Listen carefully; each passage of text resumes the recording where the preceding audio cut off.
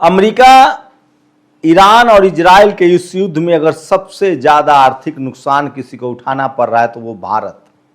और इसकी वजह क्या है, कहां हमसे चूक हुई? और इस युद्ध का सबसे ज्यादा फायदा हो रहा है तो वो है चीन और पाकिस्तान। पाकिस्तान के तो अब तक 42 रुपए लीटर डीजल और पेट्रोल सस्ता हो गया है। चीन मालामाल हो रहा है, हथियार भी बेच रहा है और उसकी हथियारों की वैल्यू भी बढ़ रही है।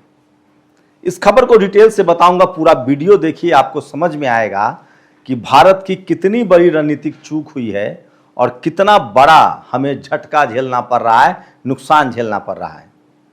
पूरी दुनिया में अगर शिपिंग पर काम करने वालों की संख्या की बात करें तो लगभग 13,000 भारतीय नौकरी करते हैं। क्या उन सब की जिंदगी मुश्किल में है? क्योंकि सबसे बिजी रूट होर्मुज जो है वो बंद है, शिप पर लोग फंसे हुए हैं और ऑफिशियली 3 हमारे नाविकों को मार दिया गया है। एक चौथे नाविक की खुद ब खुद मौत हुई है। 14 लोगों को अभी रेस्क्यू किया गया है। ये सब की वजह क्या है? और सवाल है कि इस युद्ध के पीछे का असली खेल क्या है और इसका भारत क्यों नुकसान उठा रहा है? ये कोई टीवी अखबार आपको नहीं बताएगा। इसलिए अंत तक वीडियो को देखिए और कैसे इस युद्ध ने पूरी दुनिया के मुसलमानों को मजबूत मुसलमान साबित कर दिया और कैसे इस्लामोफोबिया का जो पूरा खेल था दुनिया में, उसे भी ध्वस्त कर दिया है ईरान ने। नमस्कार, मैं शंभू कुमार सिंह और आप देख रहे हैं नेशनल दस्तक।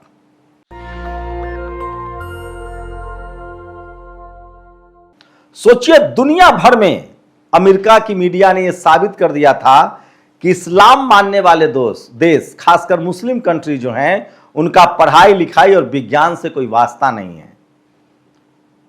वहां सिर्फ अंधविश्वास है और कर्मकांड है और उनको हराना आसान है। संजोग देखिए, खाड़ी देशों में, एशिया देशों में, मुस्लिम कंट्री में काला सोना मतलब तेल और गैस का भंडार, उसमें से लगभग 1 दर्जन देशों ने तो सरेंडर कर रखा था। वहां पर सारे बड़े प्लांट अमेरिका के थे। तेल कुवैत का, तेल ओमान का, तेल कतर का, सऊदी अरेबिया का, संयुक्त अरब अमीरात का, तेल बहरीन का, तेल इराक का, तेल सीरिया का, और इस सब का कारोबार अमेरिका करता था डॉलर में। एकमात्र ईरान ऐसा देश था जो कहता था कि मैं एक संप्रभुता संपन्न देश हूं, मेरा एक इतिहास है, मेरी ज्योग्राफी है, मेरा भूगोल है, मेरा इतिहास है और मैं अमेरिका को अपने तेल के व्यापार में घुसने नहीं दूंगा। आपको बता दें कि दुनिया में जितनी तेल और गैस की संपदा अब तक खोजी गई है उसका 40% अकेले ईरान के पास है। यह मामला 50 साल से चल रहा था।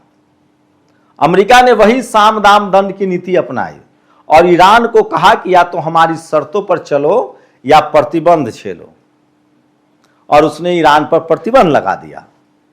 50 साल के करीब प्रतिबंध हुए हैं, लेकिन ईरान भी मजबूत माटी का देश निकला।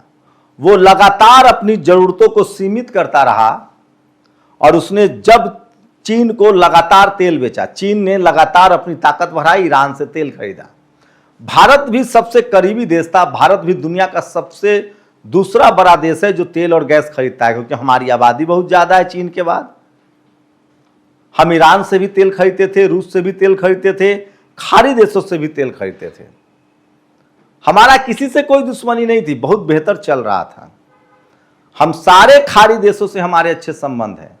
सारे खाड़ी देशों में हमारे 1 करोड़ भारतीय काम करते हैं और सबसे बड़ी बात, वो वहां बसने नहीं जाते हैं, वहां कमाकर हमारे यहां पैसा भेजते हैं। जबकि भारत के पढ़े लिखे लोग जो यूरोप अमेरिका जाते हैं, जो अभी मोदी जी करते हैं, वो वहीं बस जाते हैं। उनको कहिए कि यहां आ जाओ तो नहीं आएंगे। वो अपना सुख, अपना चैन, अपना बेहतर लाइफस्टाइल नहीं छोड़ सकते हैं। वो कैमरे पर जरूर कहेंगे, ये नॉस्टैल्जिया जरूर है उनका देश के प्रति, लेकिन जब जरूरत पड़ जाए कि यहां आ जाइए तो नहीं आएंगे। खैर, वो उनका मसला है। मैं बात कर रहा था युद्ध का। उसके बाद इजराइल जो है उसको चस्का लग गया, उसके मुंह में खून लग गया। ये है बेंजामिन नेतन्याहू। इस शख्स को लगा कि हम इजराइल को ग्रेटर इजराइल बनाएंगे और इसने फिलिस्तीन पर हमला किया, फिर इसने लेबनान पर हमला किया, बीच बीच में यमन पर हमला करता था। इसको लगा कि अब ईरान ही राह में रो रहा है, ईरान जीत लेंगे तो सारा तेल और गैस पर कब्जा हमारा, हम ग्रेटर इजराइल बनाएंगे। ये अलग बात है कि ये शख्स पूरी तरह से भ्रष्टाचार के आरोप में फंसा है। जैसे ही युद्ध बंद होगा ये शख्स जेल जाएगा। इंटरनेशनल कोर्ट ने भी बेंजामिन नेतन्याहू को दोषी ठहराया नरसंहार का। ये जेल तो जाएगा ही देर सवेर, और इसीलिए इसने देश को युद्ध में धकेल दिया। और उसके बाद एक दूसरा राष्ट्रपति उसको मिला, सोचिए, वो था डोनाल्ड ट्रंप। उसका भी मनोबल 7वें आसमान पर। एक स्वतंत्र देश वेनेजुएला के राष्ट्रपति को, जो समाजवादी देश था, जो इसकी हाँ में हाँ नहीं मिलाता था, उसका अपहरण कर लिया।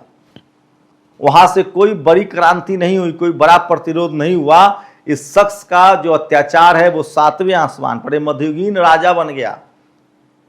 फिर इसने कहा कि मुझे ग्रीनलैंड चाहिए, फिर इसने कहा मुझे क्यूबा चाहिए, फिर इसने दुनिया भर के देशों पर टैरिफ लगाना शुरू किया, दुनिया भर के लोगों को हथकड़ी बांधकर भेजना शुरू किया। उसमें भारत भी था, भारत पर भी टैरिफ लगाया, भारतीयों को भी हथकड़ी लगाया। और उसके बाद इसको लगा कि यही मौका है, ईरान पर कब्जा कर लेते हैं। और वहीं से बाजी पलट गई, खेल पलट गया, और अब अमेरिका घुटनों पर है। 28 फरवरी के जो युद्ध शुरू हुआ, उसके बाद ईरान की ताकत दुनिया को पता चली। ईरान ने साबित कर दिया कि उसको इस्लामोफोबिया वाला देश ना माना जाए, उसे एक सिर्फ देश न माना जाए। ईरान में 99% लिटरेसी है, 95% PhD हैं, और 74% महिलाएं वैज्ञानिक हैं।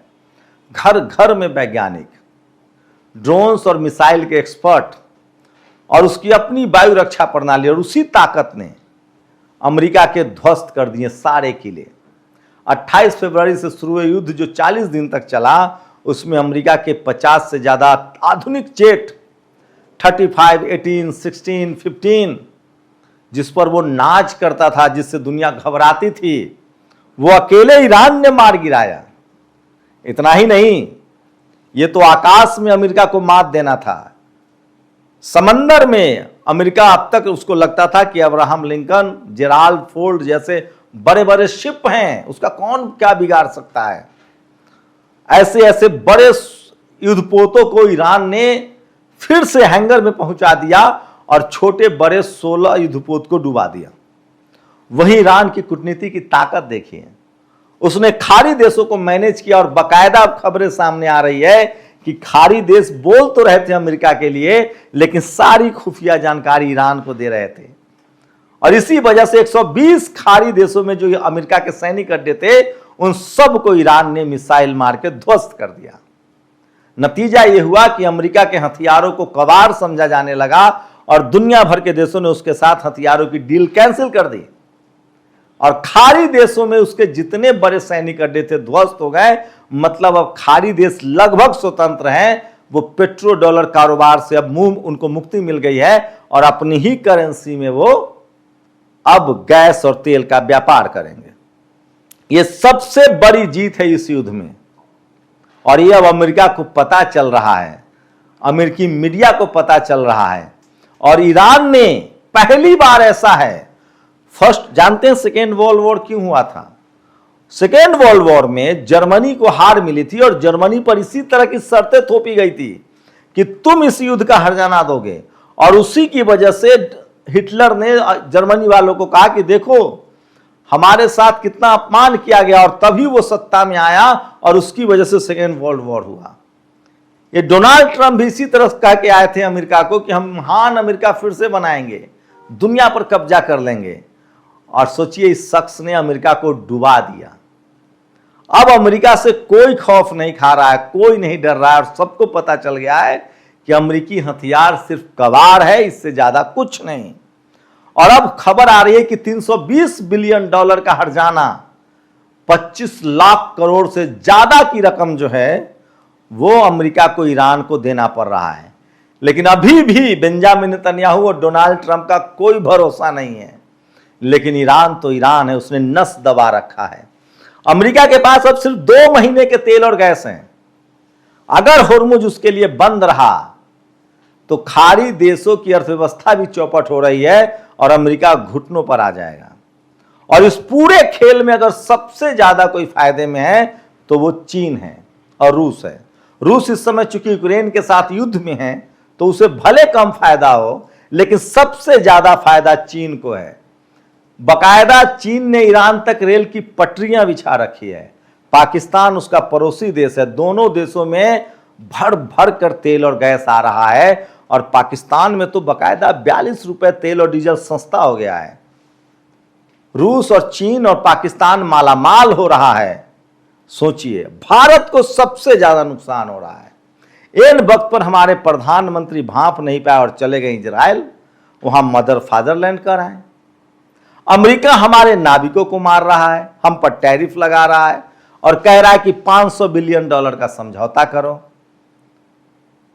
ईरान ने हमें बंदरगाह दे रखा था, अमेरिका के दबाव में हमने उसे छोड़ दिया। सोचिए, ईरान हमें सस्ता तेल देता था, वो भी रुपए में, और बदले में हमसे मखान और चावल भी लेता था। सबसे करीबी रिश्ते रहे हमारे ईरान के साथ। आज भी ईरान कह रहा है कि हम सस्ता तेल और गैस देने के लिए तैयार हैं, और वही तेल और गैस दे रहा है तो अमेरिका कह रहा है कि हम चोरी कर रहे हैं। सोचिए, अमेरिका तय कर रहा है कि हम रूस से तेल खरीदेंगे कि नहीं और ईरान से तेल खरीदेंगे कि नहीं। और इसलिए हमारे यहां तेल में गन्ने का रस मिलाया जा रहा है, गाड़ियां खराब हो रही है, हमारे 13,000 नाविकों की नौकरी खतरे में है, उनका परिवार तकलीफ में है। अब तक 4 लोगों की ऑफिशियली मौत हो चुकी है, 3 हमले में और 1 खुद। सोचिए हम कहाँ हैं, कितना बड़ा नुकसान हुआ है, लेकिन कोई टीवी अखबार आपको नहीं बताएगा। सोचिएगा जरूर। शुक्रिया। नेशनल दस्तक की आपसे गुजारिश है कि अगर इसको बचाना चाहते हैं तो नेशनल दस्तक को सब्सक्राइब करने के लिए रेड कलर के सब्सक्राइब बटन को दबाएं, फिर बेल आइकन की घंटी दबाएं। नेशनल दस्तक को बचाने के लिए बहुत जरूरी है कि हर खबर को शेयर करें, लाइक करें, कमेंट जरूर करें।